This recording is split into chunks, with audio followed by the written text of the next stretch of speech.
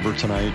You had to lean on those guys a lot. How quickly are you seeing the chemistry develop between the two of them for how they think the game?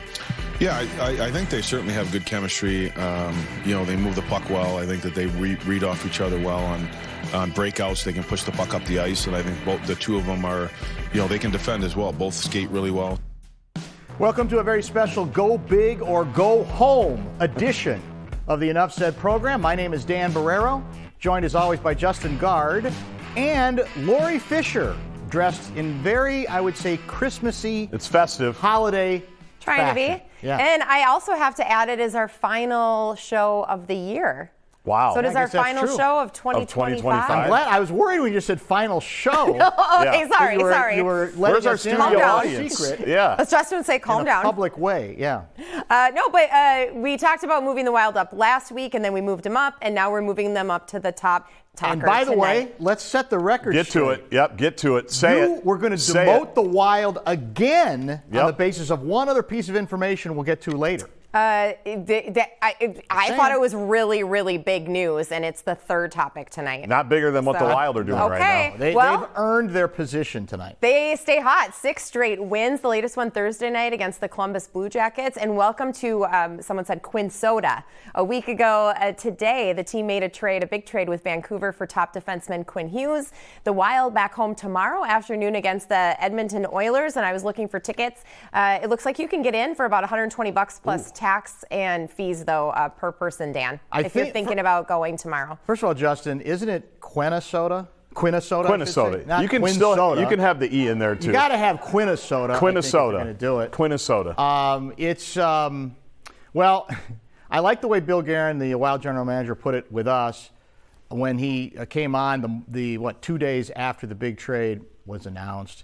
He said, you can't go through life bunting forever. Every once in a while, you got to swing for the fences. And this is a swing for the fences that I think the average Minnesota sports fan, whether you have even ever heard the name or even pay that much attention to hockey, should be celebrating. Because this is the kind of seismic move that you're looking for your local teams to make. It's ambitious, it's audacious, and it's a bit risky. There's some risks involved in it. But that's why I love all of it. And more than anything else, you're adding a player that all the hockey people I trust say is at worst the second best defenseman in hockey, who almost instantly helps to cure some of your power play issues. Yep. And we do not make big swings in this market very much. The Wolves do, to their credit. We'll get to them later. But this is another one of those that I think should absolutely be celebrated. A guy in his prime, 26 years old, who has probably still his best hockey in front of him. In the movie Home Alone, Catherine O'Hara, when she's trying to get back to Kevin McAllister, Macaulay Culkin, and couldn't get there, she said, the Christmas season is the season of perpetual hope. You can't tell me it's not impossible. This gives you perpetual hope if you're the Wild. And there's nothing better in sports, Glenn Mason says it all the time, than hope, than anticipation, what may be. History tells us this probably isn't going to work out, right? That they're not going to win the Stanley Cup because it's very difficult to do it. But right now, and I was in the building on Tuesday. I was at the game on Tuesday against Washington. For the record, I watched the game. I did not take a picture with Nordy. I went there to actually watch the hockey game. But if I could take a picture with anybody, it would be Quinnasoda because he is box office. He is unbelievable. It's like having, for basketball guys like you and me, Dan, like a penetrating point guard that can bring it up the court, that can facilitate, that can score when he needs to. He's actually, as the numbers say, not like the most elite defenseman of all time defensively, but he's quarterbacking everything, to mix another sports analogy. It was electric on a Tuesday night in December, and I'm not going to say it was playoff atmosphere because it wasn't quite there, but for a random Tuesday night in December, the atmosphere was absolutely on fire. And you mentioned the power play. The first power play that the Wild had, power plays are 2 minutes, right? That's still the case. They had it for the first 90 seconds. And it was just him and Kaprizov and Boldy and Eriksson Ek just throwing it around. And his passing is so unbelievable. And learning more about him, it's been funny. One scout or one opponent basically says, he can make you look dumb really fast. And I think that's a great analysis, having now watched a few of the games, is he makes you look dumb. He makes what he's doing look easy. And I agree with you. The big swing, there's nothing better than the big swing because of what it can represent. 30 seconds. And here's the other, I think, good thing, the encouraging thing about this move. the team had already shown significant signs playing well of reversing their horrible start to the season. So it wasn't like, well, we were expecting him to fix everything. Things were getting better before they made this move, and it's as if Guerin is saying, okay, I like the direction we're going in. I'm going to now, on top of it, add a big-time piece to see how much further we can carry this, or maybe more consistently going forward. So it's all good. The pressure is now on in a different way, which we can talk about maybe another week, because now expectations go up. You have to pretty much get out of the first round this year. But it's the kind of move, the audacious, as I said earlier, kind of move that you clamor for if you're in flyover country. And to all the Minnesotans out there who are doing the Minnesotan thing and saying, well, he's not going to re-sign here. He's only got a year and a half left.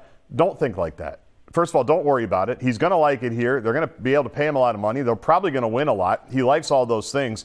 You still do it 100 times out of 100. You take the risk, and don't worry about what may happen. Just enjoy what's happening now. And you threw a little shade earlier about the mascot thing. Two things can be true at once. You can get a mascot photo, and you can also pay attention to the game. Not really. I'm just saying. If you chase two rabbits, both will escape. I don't think you have been paying attention to the game, just the mascot. Right. About 5 months ago, the Twins said they were bringing in new limited partners, and now we know who they are. Glick Family Investments, George Hicks, the co-founder of Vard Partners, a Minnesota-based investment firm, and then Craig Leopold, the majority owner of the Wild. Also, they announced new leadership structure. Tom Pohlad will oversee the organization, replacing his younger brother, Joe. So a lot of big Twins developments this week, Dan. Well, yeah, I didn't even know there was a Tom Pohlad, so that's probably on me. I was getting so used to Joe, and of course I remembered Carl way back when, right? The late great Carl. Yep. I mentioned at the top of this show that this is a go big or go home edition of the program, because that apparently was the comment, one of the comments made by Tom Pohlad. Is it Tom you said? Tom, yes, the new Pohlad, yes. About his philosophy, and it does make me chuckle because, in fact, what we just talked about is going big or going home. That's what Guerin represents. The idea that we're supposed to believe, that's what this Pohlad believes. At the same during which the same press conference, he's reminding us, you know, all the money we've spent, given our revenues, it's not going to work. So we're pretty much admitting we're going to cut even further back than we have before. That's not going big at all. So the idea of later we'll go big means nothing to me. It should mean nothing to anybody. I don't care how many Pohlads there are. I'm not going to believe any of them in that regard. But the thing that I think gets me the most is if you're trying to convince people that you're heading in a better direction, I'm still not sure you've done it. And I said this on the radio, Justin. If you're this bothered by the fact that, well, we're not making enough money, that's why we have $500 million of debt. Sell the team. Give somebody else a chance that maybe has a fresh look, doesn't have all this baggage, and is willing to find some other way out of the box. That, to me, should be the message that everybody in this town should send to the Pohlads. I can't force them. It's their team. But if they're that bothered by, well, this just doesn't add up, then sell it and give somebody else a chance with that asset. First of all, I imagine there's some awkward holiday parties at Interlochen going on right now with the people having to choose their Pohlad, right? Because this can't be good. And even Tom, right? Yeah, Tom. This is Tom talking about Joe, saying, yeah, Joe. Tom's older than Joe, right? Tom's older than Joe, and if you've watched the show Succession, this is like a scene right out of it, including holiday parties where they're all still trying to angle for who's going to take over the network.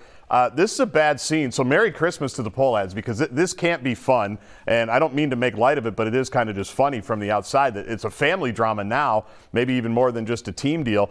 I'm actually more open-minded than you, but that also makes me much more naive. I'll quote a second 90s movie when Dan Aykroyd tells Chris Farley and Tommy Boy, you've identified it as the pine tree freshener that's smelling up the elevator here. Now part 2 is washing it off. Yeah. They've identified all the problems. They talked about all the problems. They know that they have no equity. They know that they have no trust. I think Tom even said that. I'll give him credit for that. We have lost our fan base. And that's a good first step, but you know and I know and everybody knows that we've all known that. That's basically just talking about the obvious and admitting to the obvious. Now what do you do after that? Because it's going to take like a big seismic shift in their philosophy, I think, to win a lot of people back. Okay. And so I don't have a ton of faith in that. When he says we have chosen for some time now to continue to invest beyond what the revenues support, in effect, he's making it sound like we should be congratulating them. You should be sending us a thank you for cutting the payroll only $30 million 2 years ago after they made the playoffs and won a series. Makes no sense to me. Ken Polad is my favorite Polad. Who? Ken Polad? There's a Ken Polad? Who's he? I made it up. There might be. You might be fooled us. You might be right. He might be the Look next up owner. The family tree. He could be. There's a Kenny there. Okay, let's keep going big. He's back. The big ticket Hall of Famer Kevin Garnett reuniting. He's not back yet at all.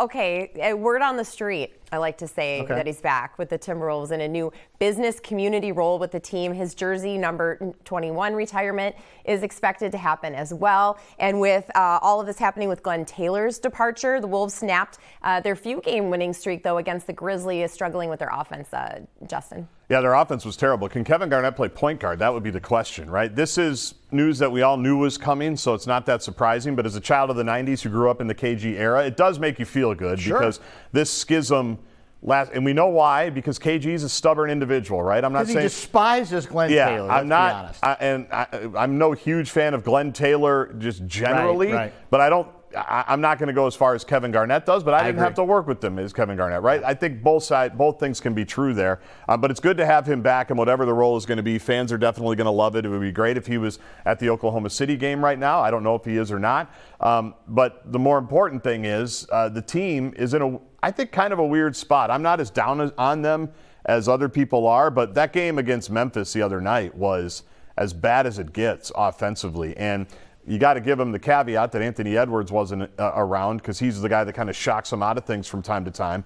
But it was bad. It was bad from Bones Highland. It was bad from Julius Randle. It was bad from Naz Reid. It was pretty much bad from everybody. And we say it, I think, almost every week. Those are the little games as you're posturing for playoff position that are going to come back to bite you. A bad Memphis team that had a bunch of guys out in their own right, you let them come into your building and win on a Wednesday night in Minneapolis. That's a bad look. Well, the interesting question as we continue to talk about big swings, and the one the Wild just made, is that, Tim Conley, the guy who runs the Wolves basketball operation, has already made two massive swings with great success. Final Four each of the last 2 seasons.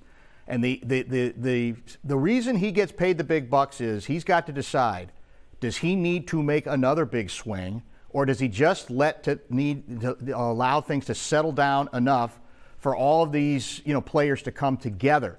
That, to me, is going to tell the story of this season because he's got to have the right answer. I still lean towards a big swing, but that's easy for me to say. Right, and who is the swing? Because who's the swing? Right. Who are you going to get? What are you going to give up? All those sorts of things.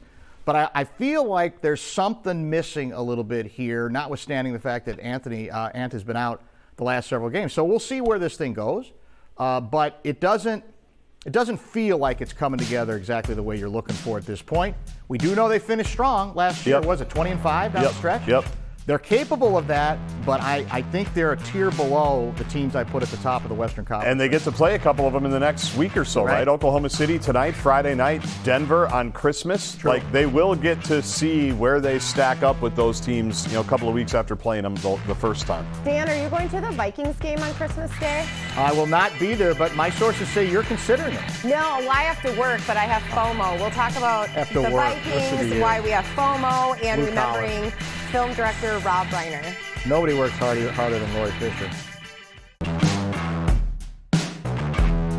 Obviously, it sucks not to have a chance to go get into the dance and achieve the ultimate goal that everyone tries to achieve every single year. But the next best thing is, how do you get better as an individual? How do we get better as a unit? And that's our focus right now. Each and every day, we're just trying to stay present and focus on our weaknesses and how to make those strengths and vice versa and amplify the strength. Welcome back to Enough Said. Dan, my husband and I were talking about you last night because I was watching the Rams-Seahawks game. Good game. It was. I couldn't believe it. And then I thought maybe you would tweet about Sam Darnold didn't need him. We didn't need him. I know he had a bad first half, but... Well, I can't win. If I tweet that, this bit's getting old. You're an old man. I looked for it this morning. And then if I don't, it's like, well, everything else is doing it. So. Yeah. You got to just do what pleases you, Dan. I think that's true. Whatever you feel like the right thing is, you can't let the outside forces dictate. If I don't figure that out by now, I don't know that I will. Well, good for Sam. True. Okay. Yeah. Back to the Vikings, though. No playoffs. We do have 3 more games. New York Giants this Sunday in New York City, noon, Fox 9. Then they play the Lions at home on Christmas Day. We know Snoop Dogg's going to be there, and we just found out Justin's daughter's favorite K-pop Demon Hunters will be there as big well. time. That's big but time. J.J. McCarthy did lead the Vikings to a big victory in Dallas on Sunday night, this past Sunday. The first time since 2003 that the Wolves, the Wild, and the Vikings all won the same day. Dan. Go ahead. Say what you want. Do I say it or not? Yeah, say it. You want to, so just say it. Say it. It's happened. They've only played on the same day like 3 times in the last 25 years, so it's not that big a deal. You'll feel better now. I'm going to use a quote from the Bears head coach, Ben Johnson, describing his own effort with his quarterback to make what he calls simple plays. And he calls it finding joy in the ordinary. And I think it's exactly the right message, too, for J.J. McCarthy, who we just saw. It's continuing to nurture the idea that I think we've seen a lot of the last couple weeks. Ordinary plays that aren't always spectacular looking. Yep. Find joy in them. You should derive satisfaction, whether you're the head coach calling the play, which sometimes I think our guy forgets, or the quarterback executing it. I think that's what you're looking for the rest of the way. And I think we got to be careful. Let's be honest, this is garbage time. It is. Right? The season is over. That doesn't mean you don't try. It doesn't mean that you can't evaluate. But I think we got to be really careful losing our minds, good or bad, whether when things go well, like everything's fixed, or if things go badly, that means we're done and we might as well not even play next season.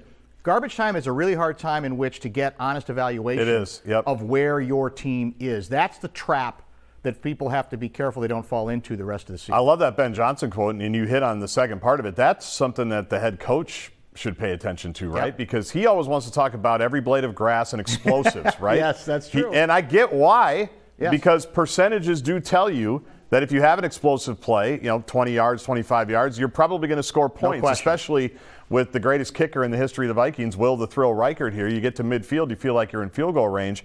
But that's exactly right. You can't have the explosives and the chunk plays if you don't do the meat and potato stuff first, the quick little checkdowns, just move the chains to move the chains, just to run 3 or 4 more plays.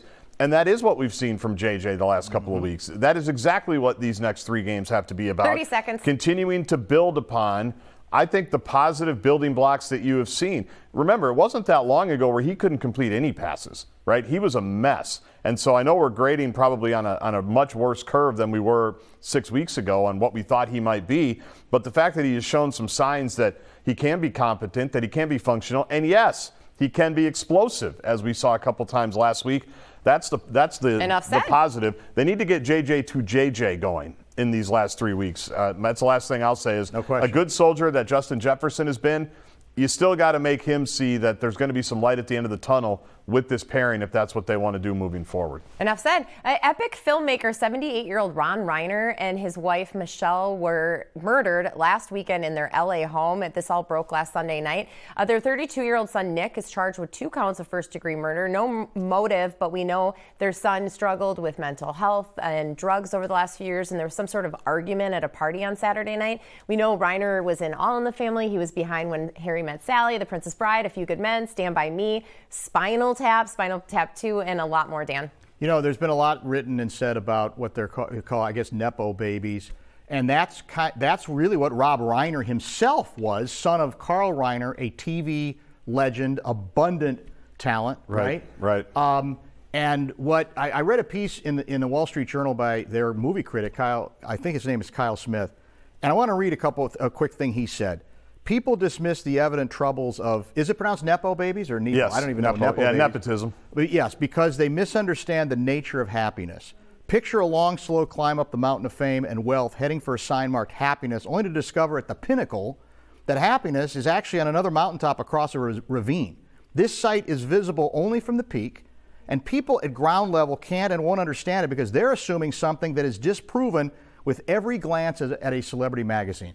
I'm saying it's okay to feel sorry for whatever tragedy, dysfunction is involved here that led to this unspeakable disaster, right? Because we like to do, he was born on third base. Right. Why should I worry about whatever they were going through? The fact is, there are people who still have problems, even if we can't identify with them, even if they were born on third base. And I can't even begin to imagine the notion of being another one of the Rob Reiner children, Right. and walking into that house to find It was his daughter, the parents, right? Correct. Yep, their daughter. Yep. On that location, it's beyond words. Yeah, problems don't care about your standing or Exactly your status, right? They don't, and that's the sad thing, because if anybody had the resources, 'cause that's the other thing, right? To deal with issues, the Reiners had some resources, right? And they exhausted all of them, and the father and son even worked together. They did a movie on a film, right? Right. And that's basically his story, the son's story. Yes, and Nick talked about that and all the different places that he'd been, and obviously the demons were just too deep and too big. In terms of the career, he's definitely one of those guys, at least for me, I won't speak for you. He's done so many good things that are a part of so many of our lives. No question. You forget that he was in Wolf of Wall Street as Leo's dad, right? Just as kind of a supporting actor there. Obviously, if you grew up in a certain time, it's going to be different movies for different people. All the work when Harry Met Sally, people talk about just his input, his genius, how they did the scenes, how he changed the ending, having met his wife on set. They weren't supposed to be together at the end of it, spoiler alert. And because he met his wife, he said, I'm changing the ending. Harry and Sally are going to end up together. Pretty remarkable. He became political. That shouldn't change just how abundant his talent was and the contributions he gave us. Well, and so many actors saying about Rob, he was like a dad on set because he had to work with so many kids too. And the 40th anniversary of Stand By Me is next year, and they were like, he was the 5th kid on set. A lot of warmth in a lot of his films. Warmth, absolutely. Warmth is the word.